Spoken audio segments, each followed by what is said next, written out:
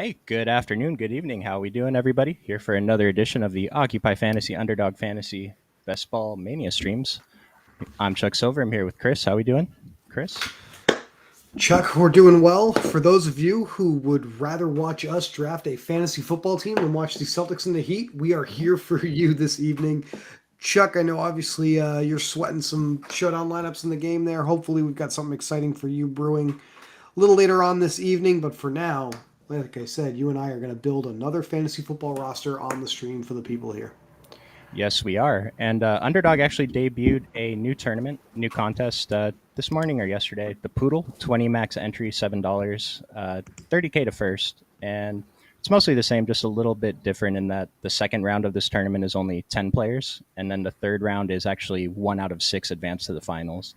I kind of like these smaller entry fields. It just the first place is obviously much smaller than Best Ball Mania, but it's such a better chance to get to the finals and have a chance at a big prize just with less people. And the 20 entry max per person is pretty great too. So this is something I'm definitely going to be throwing a few entries in over the next few days. No, I'm glad you mentioned the Poodle. It's probably a tournament that, especially the viewers, members here at Occupy, should consider. Probably less competition against 150 maxers, experienced players. They just can't get as many entries down into a format like this, Mhm. so it levels the playing field. And I believe, I don't know if, yeah, it is. It looks like we have a couple of other contests in here. I think they've been up for a little while, but the single entry Dalmatian Chuck, Mhm. also kind of an interesting format as well. Really levels the playing field when everybody can only put one team in, of course. $101 to enter that, hence the Dalmatian. Mhm. And then if your bankroll is a little bit larger, there is a $500 bulldog.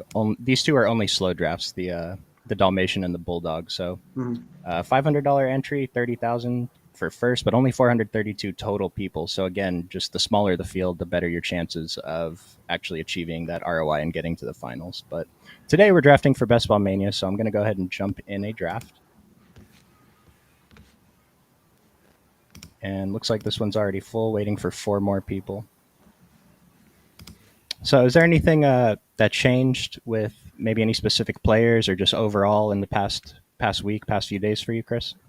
Yeah, I mean, I know we just did a show yesterday Mm-hmm. afternoon, morning, depending on where you're watching from, and I Mm-hmm. did just pull a fresh copy of average draft position. Nothing looks too out of place. It looks pretty close. Travis Kelsey looks like he dropped a tenth of a draft position. That's not really a ton. So we're probably going to see the board play out pretty similarly here, Chuck. Really just depends where we land on a pick number here. Let's see if I can jump in the lobby here and get this started a little faster so we can get back to watching some NBA action here. Oh, it looks like we just filled, so perfectly. Perfect. We are going to be able to get into. Oh, Chuck, we're drafting right next The to one each and other. two. This is All going to be an right. interesting stream for sure. So we're going to be sniping each other up and down the board all evening. Number one overall pick. I am just going to go with Justin Jefferson. So you can consider yourself on the clock already and think about what you want to do here. I have not had the pleasure yet of selecting Justin Jefferson or Jamar Chase for that matter, but I'm going to go with the Vikings number one wide receiver here. I am going to keep it simple and select Jamar Chase. There we go. And Mhm. so that means I've already got my yellow highlighter out in my ranking sheet here, and I am hovered over on Kirk Cousins. Probably want to make sure I pair him with Justin Jefferson. Nothing too outrageous here. Probably relatively straightforward, but I'm sure you're doing the same. Thinking about Joe Burrow and potentially T. Higgins if he's there for you, right? So Well, what's interesting about Joe Burrow is he's usually dropping. So I see people still selecting him in the third round at 26, but I've been able to get him at 47. Now, it's not going to happen every time, but I think picking Joe Burrow at 26 is too high, but 47 is great. If you can match him up with Chase there. his ADP is at 40.8 right now, so a Hmm. little bit of a gamble for you for him to come back around. But Hmm. yeah, I mean, I'm not going to be taking him. So your competition will be the Higgins drafter there. Right. All right, so let's get this thing moving. Somewhat similar. Do you like being this close to the end, at the beginning or end of the draft, having those back-to-back picks relatively close together? Do you think it's a little easier to plan out what you're going to do when you have that, or do you prefer being a little closer to the middle of the pack? So I personally prefer getting at the end. It's with the specific ADPs of the players that we're drafting right now. I'm getting my guys are just they happen to fall in line at, if you guys are looking at my screen, the first, second picks of the round, the last Mm-hmm. couple picks of the round. If I'm at the 11, 12 pick, the problem is we're not in the middle, so it's harder to capture falling ADP value. Where if we have a pick every 12 to 15 picks or so, uh, or whatever the math is, then it's a lot easier to capture guys that other people are passing up on. Where if we're at the ends, like a guy could fall 20 places and we still miss out on drafting him by one spot because we just didn't have an opportunity to. But yeah, I think 1 and 2 and 11 and 12 are definitely my favorite places to draft from Mm-hmm. this season. No, we are on the same page. I kind of like that 3-4 pick a little bit better than 9-10, but I definitely agree. I love being on either end of the barbell here. Amon Mhm. Ra going in the first round feels a lot closer to how I have him ranked Mhm. personally. So I Mhm. like that pick there at the 9 spot. I tend to find myself passing on him, hoping he'll still be there at like 15, 16, and he almost always goes before it comes back around to me. So that might be something we see happen in general in these contests, to see Amon Ra creep up a little bit as Mhm. people start to realize, Jameson's not going to be a factor for the first few weeks. So Amon Ra's floor and now his ceiling is probably a lot higher than it was originally. He's specifically one of the reasons why I like the 11, 12 pick so much. I mean, now that they have that week 17 matchup, I'm pretty sure Mm-hmm. Detroit and Dallas, it's Yeah. just such an easy 1-2 pick. If those two are available at 12, 13, they'd be my pick regardless of the week 17 matchup. And so I already had a bunch of them, thankfully, in my earlier puppy drafts. But I think and we talked about uniqueness a bit. Like Amon-Ra and CD Lamb is a great combo to have in Week 17. We should not be upset if we have that combo and our team makes the finals. But a lot of other people are probably going to have that combo too. But I don't think that getting unique is worth getting away from the two best picks, in my opinion. Mm-hmm. Yeah, it's a fine line to walk for sure. Hmm. And there's something to be Ranked said about still. the uniqueness too with Amon Ra going ninth. I don't see a lot of Amon Ra Garrett Wilson stacks maybe at 12, 13, but then they're still passing up on Stephon, CD Lamb, Devontae. So this is going to be a slightly more uncommon pairing. And then I don't know, maybe because Amon Ra goes 16 sometimes. So you're still going to get guys down here that are on a lot of other Amon Ra teams that just fall in line with ADP. But I like this year.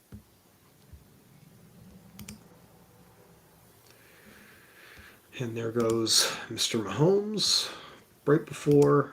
It's a little bit of a block there on the stack in theory, to him going before the Kelsey owner can get him. Hmm. Kind of, I guess, just for you and I kind of like that. We don't have to worry about that as much here.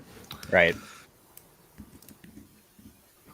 Right. And I've been, I don't think we've done it too much on the streams, but I have been drafting the elite QBs at at least average clip when I'm getting those picks, trying to mix up the combos here too. I've even taken Patrick Mahomes like 14th to try to get a combo that's just not that owned.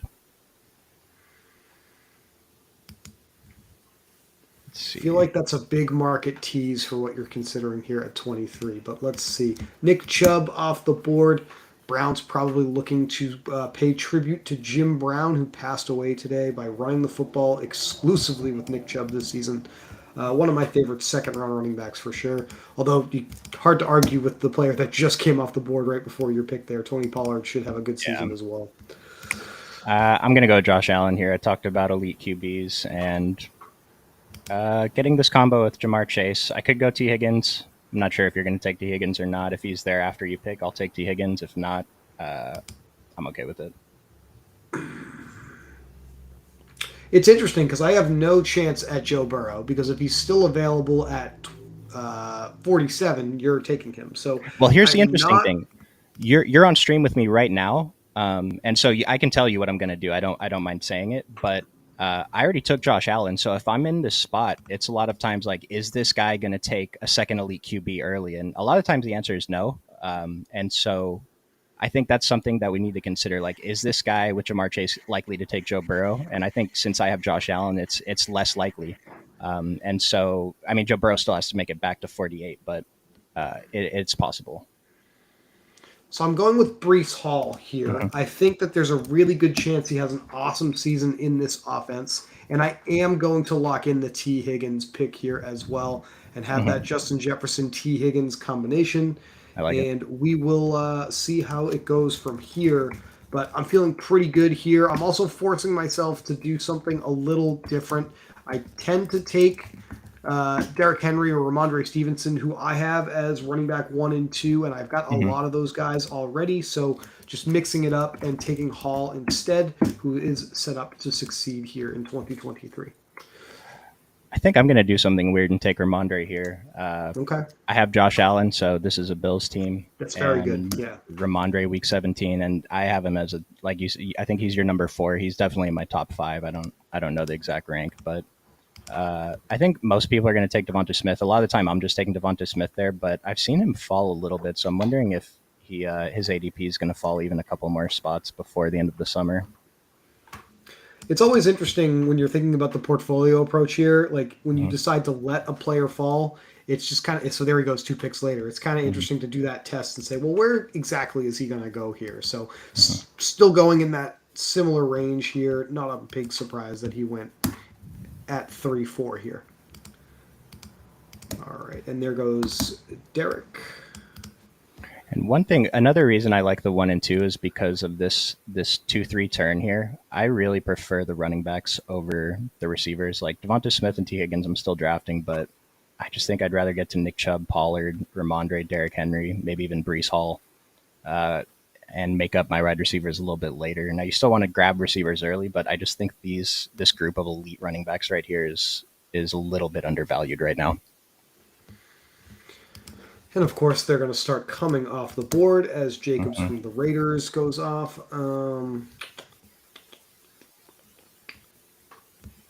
Okay. I think I love the Chase Josh Allen combination there. I don't feel like that's going to be a very common build, so Hmm. that's a pretty strong start as well. Hmm. Amari, AJ Brown, Jalen Waddle, Amari Cooper is a really interesting trio to start the draft. I don't think I've seen that yet. Hmm. A lot of outs on potential stacks there. Obviously, Hurts already off the board, but Tua and Deshaun Watson, very high upside quarterbacks. I kind of feel like that this guy is our main competition here right now. He's got the red badge, so it checks out. Yeah. And the guys in the 6 and 7 spot here are doing something a little bit contrarian, where they each took a tight end, quarterback, and running back with their first 3 picks, 0 receivers. So I'm interested to see if they just because I do start with this every now and then, depending on what pick I have and who's available. But if I do have this pick, I think it's fine, or this start, I think it's fine.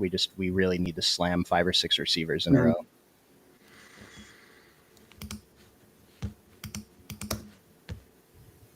And we're entering the part of the board where I think the wide receiver rankings are just they're a little all over the place. Everybody's personal rankings probably going to vary a little bit. So certainly a lot of upside that can be capitalized on, but when you don't have a starter yet, obviously that can be a little scary. So Hmm.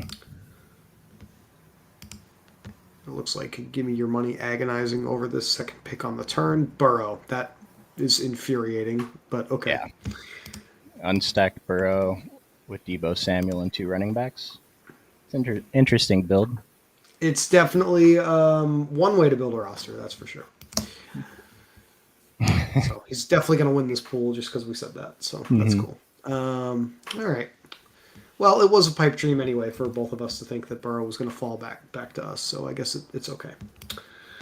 Still can't get on. I know we've probably talked about this every single night we've done a show together, Chuck. But this Ridley ADP still just shocks me.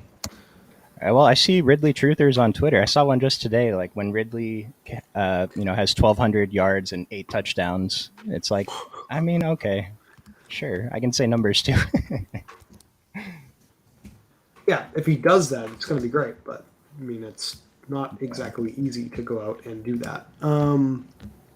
But hey, I'm hoping for a good year out of him. I'm sure he's betting on himself here as well. Pun intended. Nice. All right. Um,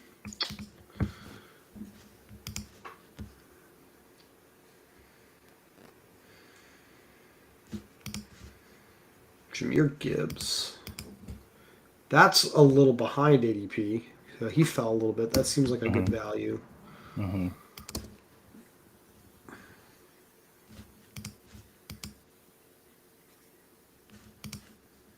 Let's see who's here. DJ Moore. Is DJ Moore starting to fall a little bit? Wow. It looks like he is. And then there's our guy going right before Yep. us. He wasn't going to make it past either of us, so I guess No. that's okay. I'm between DJ Moore and Keenan Allen. Keenan Allen's not a guy that I like to click on, but it's a good offense. He was good when he came back. Got a little bit of correlation with the Bills in the semifinals week with Keenan Hmm. Allen because the Chargers play the Bills, so that would be kind of interesting. And it goes off the board. I will admit I was thinking about Keenan myself in the spot. I figured you'd Right, take so him or now I DJ have if one to. of them was there.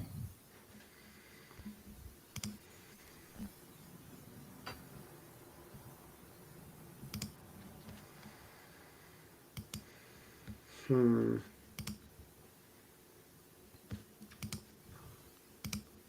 I'm a little higher on London than DJ Moore, so that's where I'm going to go with one of my picks here. And I don't have the opportunity to get the quarterback, but I don't think he'll be there when it comes back around to me, and I'm pretty high on this player, so I'm going to take Joe Mixon here as well Like from the it. Bengals, and I feel pretty good about where I am doing that. I was gonna say I would have expected the Joe Burrow guy in the 12th spot. I was curious if he was gonna end up with Joe Mixon, but nope. But this is really being kind of on one end of the barbell here. You have to think about those ADPs that are in this giant gap. Like I picked him at 49, his ADP is 60. I Hmm. don't pick again until 72. If I like the player, that's where I have to take him. Yep. So it just is what it is. Yeah, and that's a unique combo. Justin Jefferson, maybe Joe Mixon made it to 72 in some earlier drafts, but I don't really think he's making it to 72 that often. So, and it's something too with the T Higgins and Joe Mixon stack. Even though you don't have the quarterback, I think it's great to stack a receiver and a running back still from the same team. Yeah, you have a really, really high chance here of getting a ton of the touchdowns from a really high upside offense, but with Higgins and Mixon. So, I'll, well, excuse me, I'll take that to the bank every day. Hmm. All right.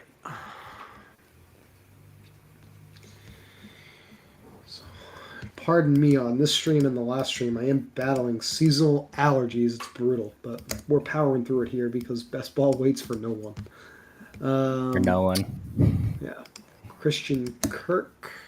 That's the receiver I prefer to Ridley. I don't see my stance on that really changing all summer. I'm going to wait around and slam Christian Kirk over Calvin Ridley pretty much every time. So, Yeah, I'm the same.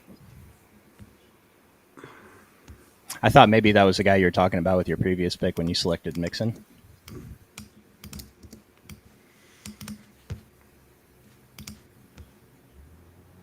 I still really like, and maybe I'm just old school this way. I still really like having at least two running backs I can feel good about and not worry about the rest of my roster as much. So within these first 4 or 5 rounds, if I review teams I draft, I tend to take at least two running backs in those first 4 or 5 rounds. Yeah, last year I wasn't doing it as much, but this year, yeah, I just this value on these running backs, these second tier running backs, to me is so insane still. So yeah, I'm grabbing usually two running backs in the first few rounds, depending which pick I am.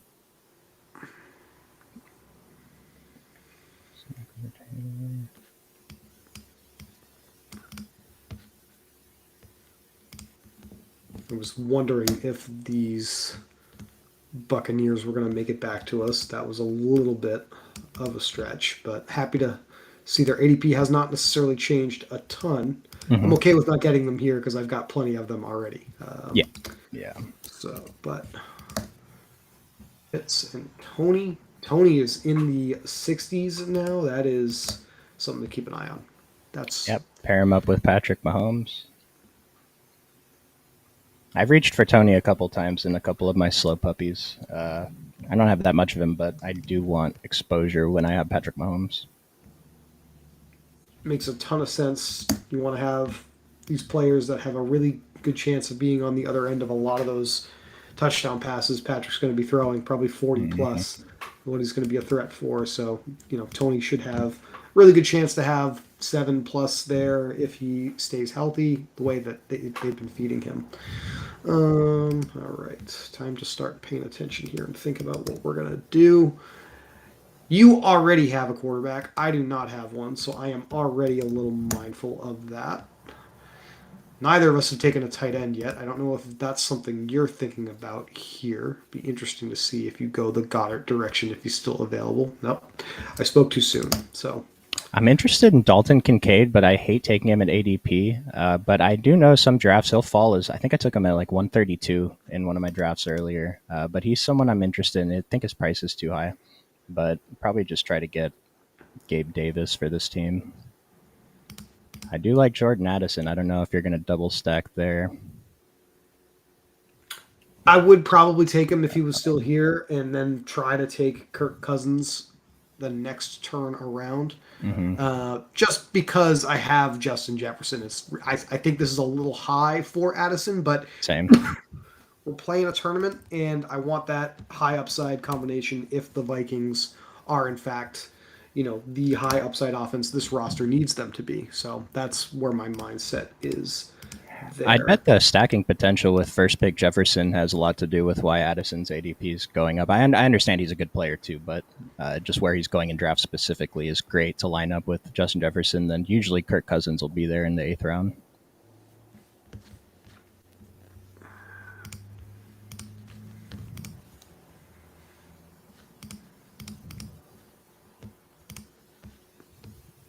And I really like this running back. This is a little early for him, but I still think James Conner's Hmm. ADP is going to go way Yep, up I by think the so time too. the season gets closer. So happy to lock him in here also. I am going to take Gabe Davis. So one thing I did here is if I didn't know that Chris was not going to take Gabe Davis, like I didn't know, but I assumed Chris wasn't going to take Gabe Davis. He hasn't really been interested in him in the drafts we've done. I probably would have taken him at 71 just in case because I was kind of indifferent. You guys saw between Deontay and Marquise Brown, and so the player I really want for this stack is Gabe Davis. I would have locked him up first if I thought that Chris, if there was a chance Mhm. Chris was going to take him. I like it's similar to Addison in consideration for me. Hmm. Had I had Josh Allen, Gabe Davis would have been on my radar. I'm more than happy to take him in this ADP range, but understanding this is probably a lot lower of a cost than we had last year for Gabe Davis as the wide receiver two with Josh Allen, but it's still a little bit high. I was out on Gabe Davis last year, and I'm not. I'm picking him a little bit, but it's just with Josh Allen. I feel like he's the primary stacking candidate when we miss out on Stefan, right? Yeah, there's no question. Once Stefan's off the board, he's the guy you have to get if you have Josh Allen and you don't have Stefan, obviously. I mentioned Dalton Kincaid. Do you have any thoughts on him so far? I just I mean, do you buy into this tight end's going to play slot wide receiver thing? I mean, I feel like we have at least one player. We talk about this with like every season. Mm-hmm. I bought into it with Kyle Pitts a little bit just because of the draft capital, but in the same the same 12-month period, the Bills gave Dawson Knox a big contract and then went out and drafted Dalton Kincaid. So I think they're both Yep. going to play. Maybe there is a little bit of truth there to Kincaid being the slot wide receiver to some degree because they let Isaiah McKenzie go. They didn't really sign any other veteran wide receivers that we're super interested in. So I have them ranked pretty similarly. I do think I have Dawson Knox slightly ahead of Kincaid as far as average fantasy points per game is concerned. So I'm probably lower. I'm definitely lower than consensus on Kincaid, but I don't mind either player with Josh Allen. I think you definitely have to think about it. I'll put it this way: if you don't get Kincaid, I think it's okay to just wait and take Knox. I think the difference between the two, it's not going to be dramatic. Mm-hmm. So, Well, Knox has become such a value now at tight end, going pick past 170. I personally, when I get Josh Allen, I'm more than happy to take Knox at cost over Kincaid right now. I Could think I just be had me though. I think I had one team where I actually drafted both Kincaid and Dawson Knox with my Josh Allen stacks. I missed out on Gabe Davis. I don't know how I feel about it, but we'll see if that's something I end up doing more. Probably not today. just looking at some of these guys that are coming off the board, I don't think I have really thought once about taking Dotson, but obviously he was a touchdown monster for the Commanders last year. I think that's a player I want to try to get a little bit more. Very interested in Scary Terry, obviously. We've talked about him a lot Hmm. on these shows, Hmm. but have not talked about the other weapons there with the Commanders. I don't mind Dotson here whatsoever. Um, Montgomery, Javante. Just getting caught up on some of the players that have come off the board here.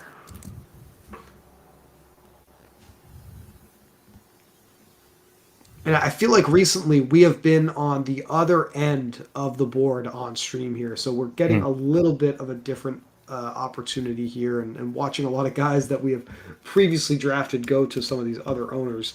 More than okay with me. I like keeping the brain fresh and getting a new challenge every single time, but it's definitely a little disorienting for sure.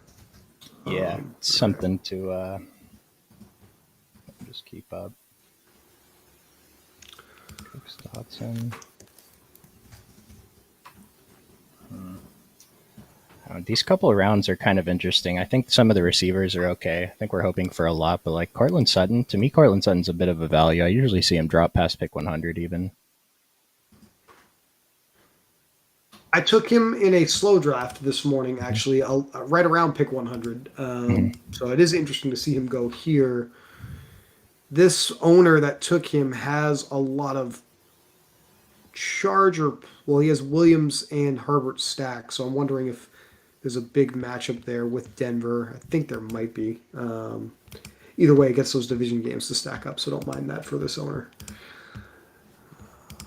And there Yeah, goes Anthony Denver. Richardson. Denver Yeah. Chargers, week Yeah. 17. Yep. So that was a pretty sharp snag of Sutton ahead of ADP there.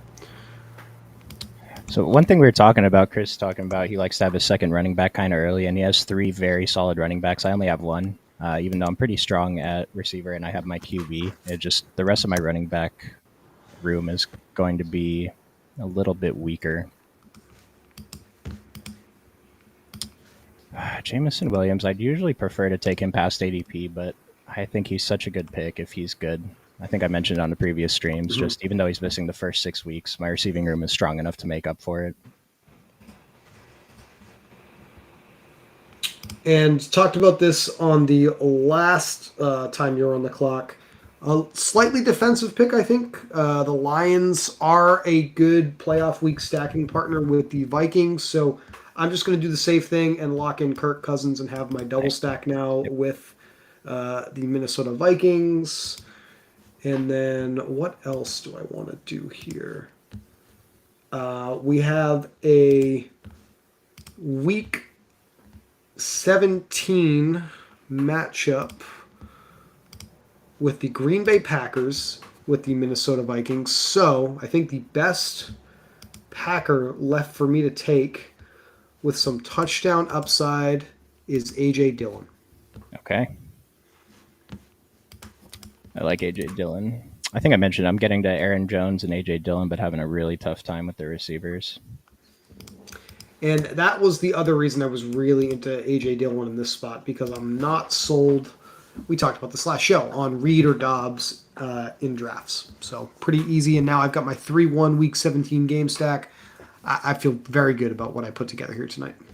Same. I just double stacked week 17. We got Juju. I was considering Charbonnet, little correlation with Deontay Johnson in week 17, but Juju week 17. This is a Josh Allen team again. I'm probably done with receiver now. I have 7 receivers I'm very happy with. So we're just going to slam running backs, take another quarterback, and then probably punt tight end with a few guys at the end. As Charbonnet comes off the board. Mm-hmm. But yeah, I've got a more balanced build for each at running back and wide receiver. So I'm definitely going to keep selecting wide receivers here. Probably max 1 or 2 more running backs and definitely, a couple tight ends for sure. Mm-hmm.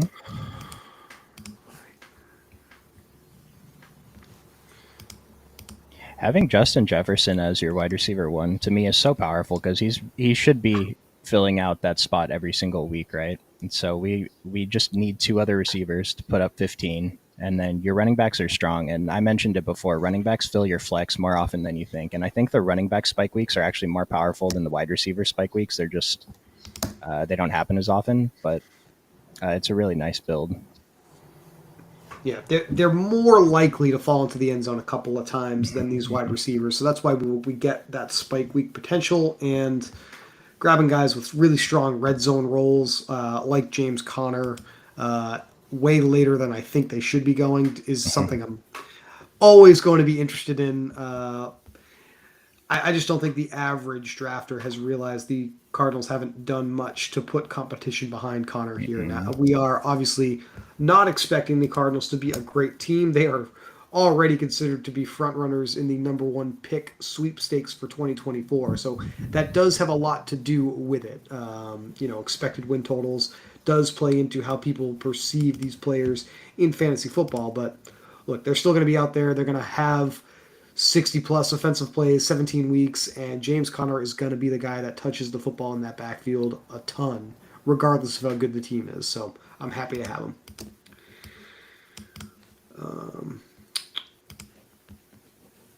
ADP with B Rob here and Antonio Gibson definitely getting a little closer. We are firmly flag planted on Gibson, but I'm not against taking Robinson either. I don't think either of us have done it yet on one of these shows, but I'm fine with this cost here. I think the only way I'm going to draft Brian Robinson is if he falls, and I think it's too much of a value for me to pass up. Otherwise, there's just too many other guys in this range that I'm comfortable clicking on. Mm-hmm. I'm going to try to get Dalton Kincaid if he's still available. Take him at a pick 119. That's fine with me. ADP on Kincaid right now 114.9. So not without, not too crazy to expect him to fall to you here. Odell and Sky Moore. This is where we definitely start to see the wide receiver picks be a little more insane. I mean, I shouldn't say insane, but all over the place. I don't see it with Sky Moore. I mean, I see the talent, of course, but this Chiefs wide receiver room is just all over the place, and I am more than happy to wait until the very end of drafts and look at Richie James Jr. and bet on that outcome rather than kind of get bogged down in this Sky Moore versus Rashee Rice spot for the Chiefs in the middle of the draft. It just doesn't feel like all of those players are going to be correct. I'd rather risk the least, if that makes sense. Sky Moore is someone that was going in the 150 range in the big board, if I remember correctly, and now he's almost 3.5 rounds ahead of that. And so I was clicking on his name a ton in round 13, but yeah, like you said, this early, we're really asking for a lot. And I kind of bought into it a little bit because of something about Patrick Mahomes trusting him. I don't know, but you still need the talent to back it up, right? And you need the volume. I mean, we talk about volume more at the running back position, but if the Chiefs are just going to spread the ball around and it's going to be Kelsey and a bunch of guys who see 3 to 5 targets a game, well, then I probably want to pay the least I can for those wide receivers because they're not going to be popping into my starting lineup as much as I would like for a pick in the 10th round. Right. So this guy over here saved me from Dalton Kincaid. Drafted 3 tight ends early. It's okay. Not something I'm usually doing. I'm going to take Damian Harris, even though he's not going to catch many passes. It's still part of the Buffalo stack, and I don't mind. That's something I'm not sure if people are doing enough, stacking a running back with stack, even though it's better if Damian Harris catches passes, obviously, but still good, I think, especially in this offense.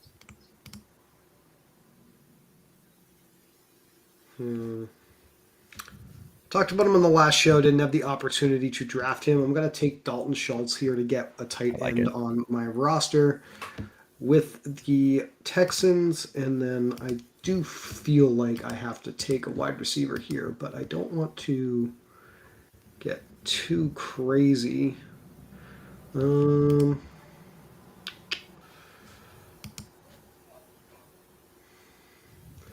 I'm a little surprised Mingo is so far ahead of DJ Chark in Hmm. ADP.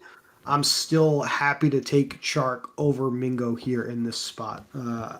That's just the side of that coin that I am on here. So my favorite wide receiver left, pretty easy decision for me. Between Khalil Herbert and Jamal Williams, do you have a strong preference between the two? These are both very ambiguous. Probably Jamal, just because I think it's Jamal versus Kendre Miller Mhm. if we are completely ruling Kamara out based off of the legal situation there.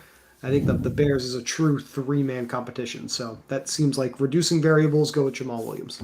And one thing we talked about too, we're always interested in the cheaper guy, right? And Roshan Mhm. and Deontay are both going after Khalil Herbert.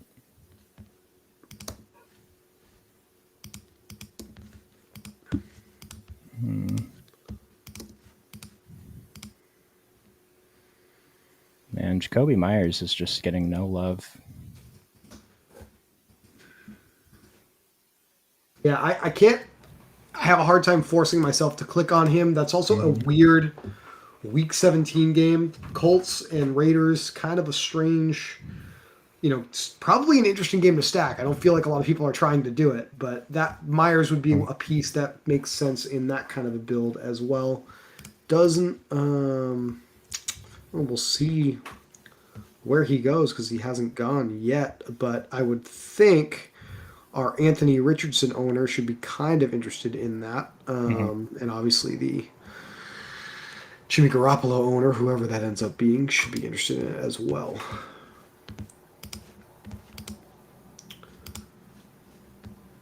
And there goes Myers. So, okay. No real narrative there. Just probably best player available for shooter. Mhm. Oh, this player has four quarterbacks. Also, not something I'm really doing. I think you're just giving up a little bit too much draft capital to the quarterback position when you're only starting one each week. If anything, it just has more of an impact on the rest of us. Someone's going to end up short in their build because that happened, right? So,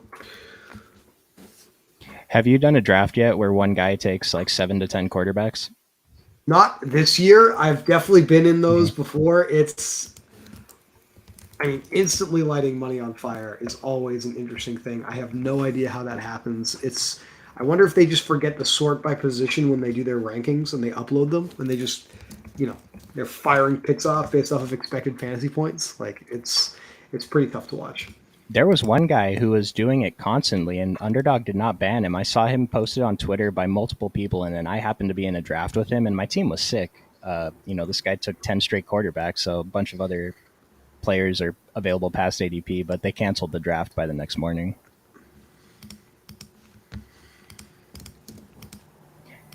That one team I was talking about that I really like, where I have just the best receiving room with a solid rest of my team, that happened there too. I want to say the guy took six quarterbacks to start the draft, a running back, a receiver, and then maybe another quarterback. And then at the end of the draft, he took two more quarterbacks, but they didn't cancel it. It's been weeks. I thought for sure it was getting canceled, but nope. I guess Underdog deemed that reasonable. An attempt was made at drafting a real team, apparently. So No. it stands.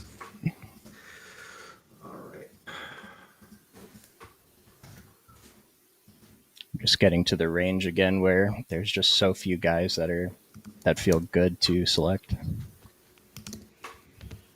There's Komet. And not with Fields, so that's kind of interesting. But tight end picking is getting pretty thin, so I get it. All right. Thielen, Rashawn Johnson, that was the other side of the Bears. Interesting to see him go after Herbert to me.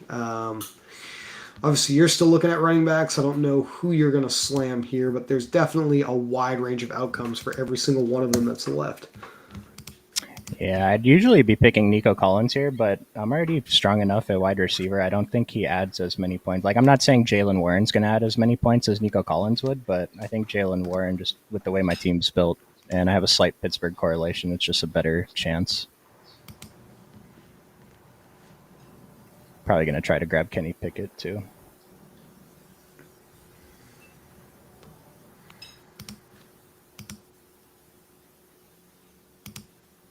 think I am going to take Nico Collins just because you let him fall to me, and Mm, now I have a chance to at least consider CJ Stroud and get another interesting double stack here in my lineup. And I don't have a strong lean for my next pick, though. So let's see what decision I make here the next few seconds. I was going to take Tyler Algier, but I feel pretty good about running back. I think I'm going to lock in another Tyler in Higbee nice. at tight end, who is inside the top 6 or so at tight end fantasy point projection wise for me. So I'm happy to take him really every single time here in the 13th round. It just feels it's too low. I'm going to be way overweight on Tyler Higbee this year. That's definitely a Same. fact.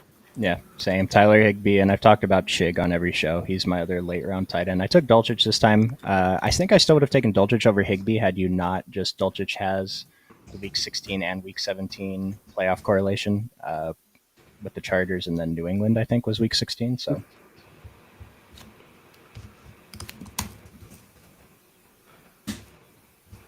Stafford, Algier again always feels good when a player I'm considering goes right after I was considering them. mhm.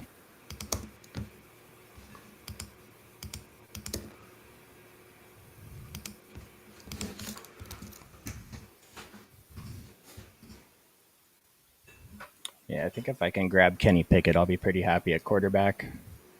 2 more tight ends, probably two more running backs. I might take just one more receiver. I'm not sure. Yeah, our builds are pretty close. You've got a 1-4-7-1. I've got a 1-4-6-2. So we're probably going to enter these last couple of turns here with similar mindsets. And we like a lot of the same players, so So we know exactly what we're going to be doing here. Not a problem at all. Um,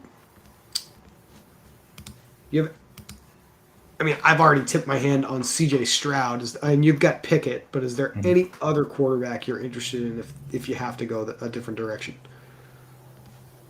I'm probably Mac Jones. Yeah, I might. Yeah, I it might end makes up sense taking because you Mac have Jones. Juju. Yeah. Okay. That's Yeah, fair. and Ramondre. It's just I'm not sure about this Week 17 double quarterback correlation. Like it matters a bit, having two quarterbacks in the same game, and I'm not sure. Kind of feel like I want two shots on goal to two different games. Yeah, that's fair. Because if the game, I mean, it doesn't feel like it with the Bills involved, but if that game is just bad, then you're stuck. So Yeah, even if the Bills go off, like, and Mac Jones is throwing it a bunch, it's what we want, but it's not going to be enough. Looks like the Heat were up at halftime against the Celtics. Not bad. 56-50, third quarter has just started. Oh boy, it's going to be tough sledding for the Celtics, much like your Lakers if we can't even up tonight. It's going to be sad. At least the Lakers lost on the road. Yeah, that's Okay, we got half the game to go here. I'm not going to start crying yet, but a lot can happen here. Have not truly kept my eye on that closely, so not sure how we're doing, but we're still within a couple of shots here, which is all you really want. So, long way to go. What do you think Mike, about Gas? I was just going to I'm ask glad we you. had the same Yeah. thought. Yeah. More athletic than Hunter Henry. Hmm. Everyone was very excited about Gesicki when he joined the Dolphins to begin with. Was not really used as much as a pass catcher last year by Mike McDaniel as he probably should have been. I think they even kind of went on the record and said they did not use Gesicki the way they probably should have. So feels like he is in New England on somewhat of a prove it deal to show that he's worth. Wow, Khalil Shakir here. Sorry, that distracted me a little bit. The big problem with Gesicki is Hunter Henry's presence. Like both these Yes. guys are going to play. Gesicki a lot better than Jonnu Smith. I think better than Hunter Henry. But similar to the Bills a little bit at wide receiver, like I don't think the Patriots have a super deep wide receiver room. So there's probably enough room for both of these tight ends to be rosterable this season. And Gesicki is obviously the one that the market is saying is better. So I'm not going to disagree with it. So I'm not doubting that Gasecki's a better player, but at the price we're paying, Hunter Henry is free right now in the last round, and Gesicki he's a late round pick, but he's still there. And I'm wondering, like, was he not utilized last year that way because of his pass blocking skills, or because he's a good blocker? They didn't need him to run routes. 'Cause I'm wondering if it's going to be the same thing in New England if he's just not going to have opportunities to get the football. And Hunter Henry, he's a guy I expect to have at least 1 2 touchdown game, touchdown every few weeks, something like that. So Yeah, when we think about the Miami Dolphins, we have to think about the Kyle Shanahan offense a little bit because that is what Mike McDaniel used to run and still is running. A lot of run blocking is used in that offense for. I mean, obviously they've got Tyreek Hill and Jalen Waddle, and we think about explosive pass plays, but the core of that offense is the run game, and so the blocking is important in Miami. That's probably a big reason why Gesicki didn't see the field as much in Miami. Will things change in New England? We'll see what Bill O'Brien wants to employ in 2023 for the Patriots. I know you like Tank Bigsby a lot. You've talked about him on every show we've done together. Happy to see you finally get a piece of that here. I don't really have a plan for these picks. High upside shots. I want probably to bet on MVS continuing to be a very highly sought after target for Mahomes in the Chiefs offense, especially on deep passes, looking for spike weeks, hunting for appearances in our flex position. I'll take MVS after ADP here. nice. And let's see. Well, yeah, he's not going to make it back to me. And since I've already built enough up with the Texans on this roster, I will take CJ Stroud as my second quarterback. Love that.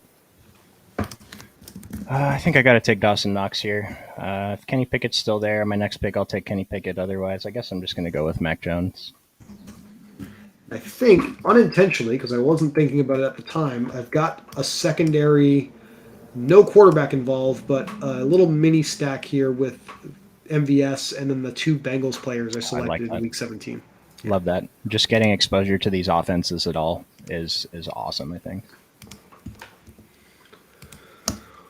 Curtis Samuel is another. I think he's my highest ranked wide receiver left at this spot, ahead of MVS. But I think mentioned earlier in the show today, I'm trying to force myself to build some more unique combinations against my own rankings here, with ADP in mind. Already having a lot of Curtis Samuel just didn't really fit this roster as well. So that's something to consider in best ball. If you just are always slamming the player you have ranked the highest, you're going to end up with 150 teams that look extremely similar, and that's probably not the best way to play if you're building a lot of rosters. Right. If you are tracking your exposures, though, it is you're going to have a lot more exposure to the later round guys. For anyone Yeah. watching right Yep. now, I talked about you kind of want a little bit of a balance in the first round, maybe second round. You still want to take a little bit of a stand on your guys, but you want to stay pretty close to the baseline. And then for the last rounds, maybe you have a couple guys in the 30%, a few guys in the mid 20s. And I'll show my exposures maybe on the next stream so you guys can take a look at what that looks like at the end of, after 100 drafts or so.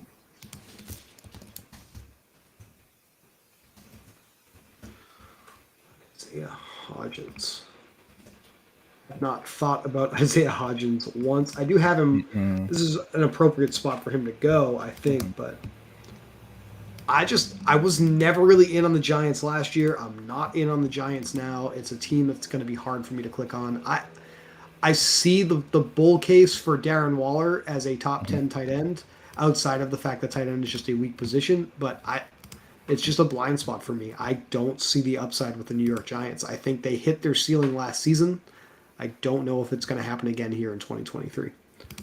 Well, I was a fan of Daniel Jones going into last season because he was so much cheaper, and now I still think his ADP is fine. He's probably around where I'd want to draft him anyway, 110, 108 or something like that. But I was really interested in Wandale Robinson, and I think it was just It's just what was the stat that he just dominated? Was it just targets per route run or something? Like he or target share. He just dominated the target share. So I'm like, all right, well if he's on the field, Daniel Jones likes him. But now I'm not sure with Jalen Hyatt come in, and you mentioned Darren Waller. Isaiah Hodgins just got a new contract, I think. Yep. Obviously, Richie James out, but that production probably replaced by the combination of Waller and Hyatt. So that was talking Giants here in the 16th round. Yeah. Tajay Spears. Hmm. All right. Interesting. So, Chuba Hubbard. Not sure about Chuba Hubbard. No one here looks good. I know you're a McCole Hardman fan. I might save my last receiver for someone in the last round just in case. Yeah, I guess I'm going Chuba Hubbard. Don't love it, but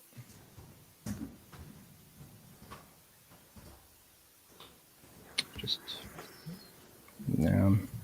Yeah, I See mean you. we're at the very end here. I like Gus Edwards a lot, especially if anything happens with J.K. Dobbins. That's going to be an interesting pick there. So that's only having 4 running backs. I definitely was taking at least one here, and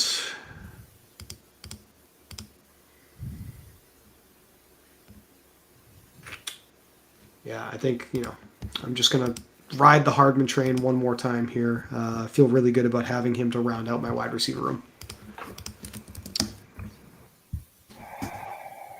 Just gonna take Mac Jones. Like I don't think there's a reason anyone else should take him, but that guy had like 5 quarterbacks, so maybe someone's a quarterback short. He's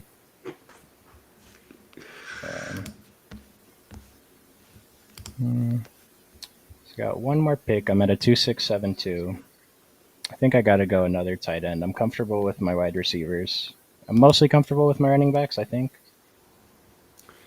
Is this the Hunter Henry spot? Right? I mean, he's really not being picked. Like now that He you have Mac is. Jones, it's 4 Patriots is probably aggressive, but I hear what you're saying. They're so cheap. I mean, I paid a little bit for Ramondre.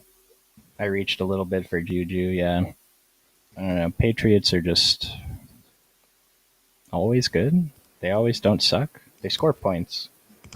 Yeah, they're in the post Brady era. They are exactly mid, but they are going to be playing some of these high upside offenses. The Bills, the Dolphins, what Jets fans hope the Jets could be. So there's a lot of potential there for the Patriots to be carried by those teams. Devontae Parker, another player that is interesting late, I think. Obviously, you didn't need another wide receiver, but don't mind him here. He's basically free. So Yeah.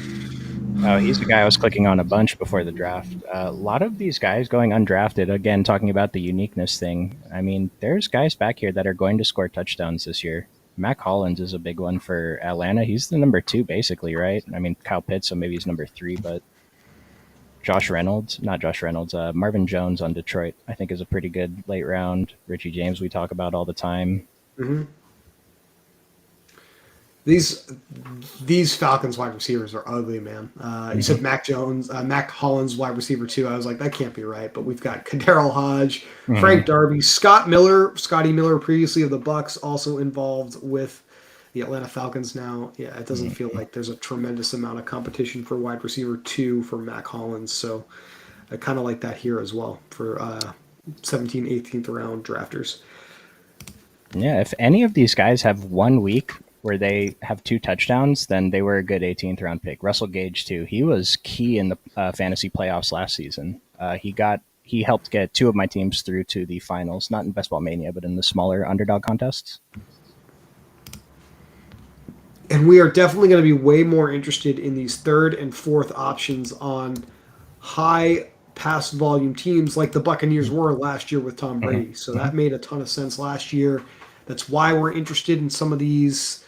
That's why we're interested in Richie James. I was going to name more than one player, but a player like Richie James late because that fits that exact criteria. We know the Chiefs are going to be throwing that football all over the yard. So, and as Marvin Jones comes off, obviously that you were just talking about.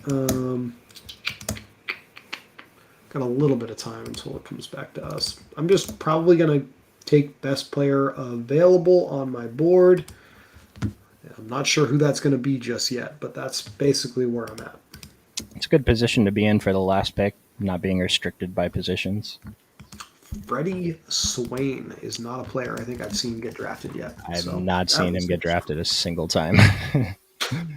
So you want to get unique, Devontae Parker for? I like this though, taking two undrafted guys, two guys that usually go undrafted in the 17th and the 18th round. I think you can even start doing it around earlier if you want to go that route. If you think the Oh rest of your team wow, is we strong. have seen Richie James go to somebody else for the first time, so that is quite exciting.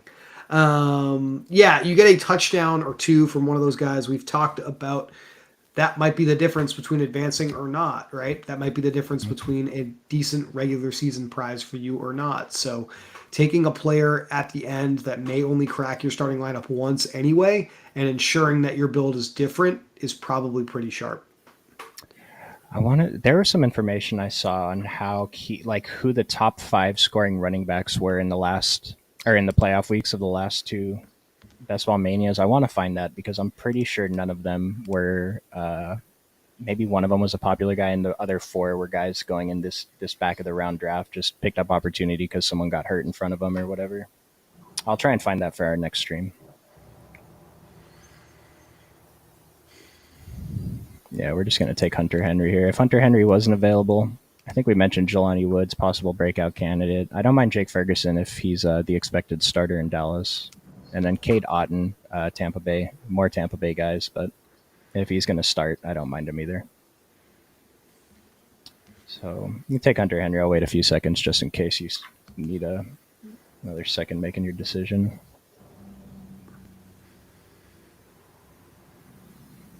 All right, so I have a super New England stack, a super Buffalo stack. Not bad.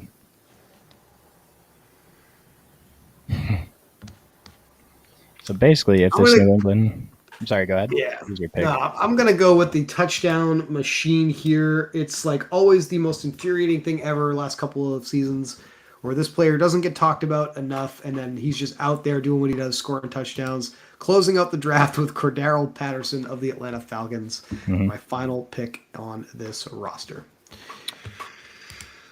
We'll see. I don't know if he's going to have, the ball. He's definitely not going to have the volume with Bijan involved. But similar to Algier, if anything happens to Bijan on rosters where we don't have Bijan, Algier, Patterson, their roles become far more interesting.